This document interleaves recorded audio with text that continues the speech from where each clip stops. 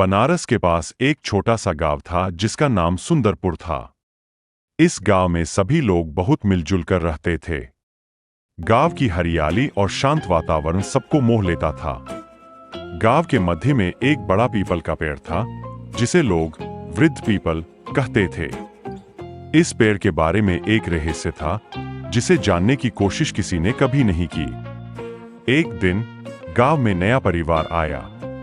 उस परिवार में एक छोटा लड़का था जिसका नाम रवि था। रवि बहुत जिज्ञासु और साहसी था। उसने गांव के लोगों से वृद्ध पीपल के बारे में सुना और उसकी जिज्ञासा बढ़ गई। उसने अपने दोस्तों के साथ मिलकर पेड़ के रहस्य को जानने का निर्णय लिया। रवि और उसके दोस्त रोज शाम को वृद्ध पीपल के पास जाते और उसकी शाखाओं पर चढ़ते। एक दिन उन्होंने पेड़ की एक मोटी शाखा पर एक अजीब सी लकड़ी की डिब्बी देखी। डिब्बी बहुत पुरानी और धूल से भरी हुई थी। उन्होंने उसे नीचे उतार कर देखा। डिब्बी के अंदर एक पुराना नक्शा और कुछ पीले पन्ने थे।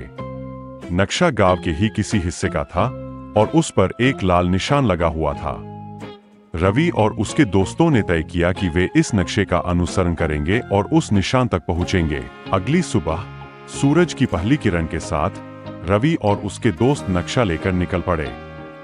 वे गांव के पश्चिमी छोर की ओर बढ़ते गए। रास्ते में उन्हें कई बाधाओं का सामना करना पड़ा, लेकिन उन्होंने हार नहीं मानी। आखिरकार वे उस जगह पहुंचे जहां नक्शे पर लाल निशान लगा था। वहां पहुंचकर उन्हें जमीन पर एक छोटा सा दरवाजा दिखा। दरवाजे को खोलने पर वे अचंभित रह गए। वहां एक छोटा सा खजाना छिपा हुआ था जिसमें सोने चांदी के गहने और पुराने सिक्के थे। वे सोचने लगे कि यह खजाना किसका हो सकता है। जब वे खजाना लेकर गांव लौटे तो उन्होंने गांव के मुखिया को सब कुछ बताया। मुखिया ने बताया कि यह खजाना उनके पूर्वजों का था जिसे उन्होंने युद्ध के समय छिपा दिया था। रवि और उसके दोस्तों ने अपने साहस और जिज्ञासा से गांव के लिए एक बड़ी धरोहर को वापस पाया था। गांव के लोग रवि और उसके दोस्तों की बहादुरी की प्रशंसा करने लगे।